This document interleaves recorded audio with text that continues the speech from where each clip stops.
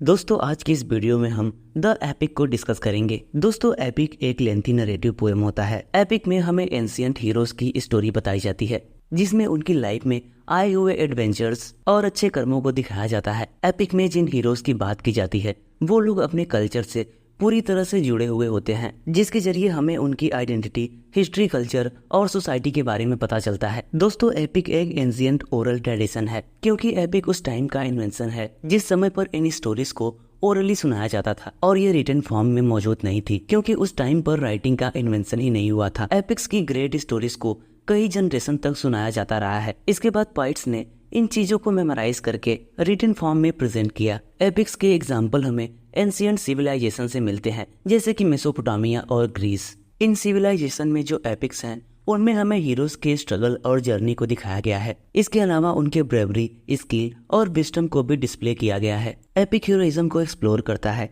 और इसका struggle good and devil, fate and destiny के बीच होता है। एपिक की शुरुआत में ही हीरोज की डेंजरस जर्नी स्टार्ट होती है और ये खत्म होती है उनके महान कामों पर। इन स्टोरीज में हीरोज को बहुत सारे एक्सपीरियंसेस होते हैं, जैसे कि war, battle, love and friendship. Epic में हमेशा से हीरोज को रॉयल फैमिली का हिस्सा दिखाया गया है और वो इन स्टोरीज में आइडियल माने जाते हैं अपनी सोसाइटी, स्ट्रेंथ, विजडम और लीडरशिप के लिए। और हीरोज को इन एपिक्स में सुपर नेचुरल पावर का भी सामना करना पड़ता है। द इलियड और द ओडिसे जैसे एपिक्स को एंशिएंट ग्रीक पोएट होमर ने लिखा है और इन एपिक्स को वेस्टर्न लिटरेचर का फाउंडेशन माना जाता है। द इलियड में हमें ट्रोजन वॉर के हीरो एक्किलीज के हीरोइक डीड्स को दिखाया जाता है। वहीं ओडिसे में ओडिसियस के लॉन्ग जर्नी को दिखाया जाता है वार के बाद जब वो अपने घर लौटता है। द एनेड को एक रोमन पोएट वर्जिल ने लिखा है।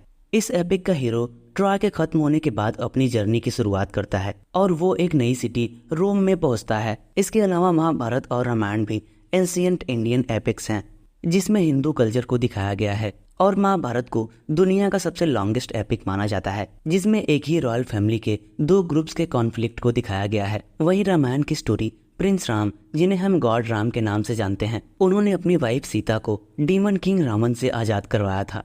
एपिक केवल एक स्टोरी नहीं है, बल्कि ये पूरा का पूरा कल्चर है, क्योंकि एपिक्स की स्टोरीज पुराने कल्चर्स और सोसाइटी से जुड़े हुए हैं। एपिक्स में हम बहुत सारी सुपर नेचुरल पावर्स को देखते हैं, जैसे कि gods, monster, magical creature, hero और एनिमीज। एंशिएंट टाइम के अलावा हमें मिडिल एज में भी एपिक देखने को मिलता है, जैसे कि जॉन मिल्टन का एक बहुत ही popular epic poem paradise lost, जिसको कि क्रिश्चियन थीम पर लिखा गया है। दोस्तों एपिक एक तरह का इमेजिनेशन भी है जो हमें एंशिएंट हिस्ट्री और सोसाइटी को दिखाता है, हमें उस टाइम के कल्चर के बहुत करीब ले जाता है, जिसके जरिए उस टाइम पर हुई कुछ एक्स्ट्रा ऑर्डिनरी चीजों को भी हम समझ पाते हैं। एपिक स्टोरीज को लोगों के बीच में इतना पसंद किया जाता है कि आज हम उनको थिएटर में देख रहे हैं। हर एक कल्चर में हमें कोई ना कोई एपिक स्टोरी देखने को जरूर मिलती है।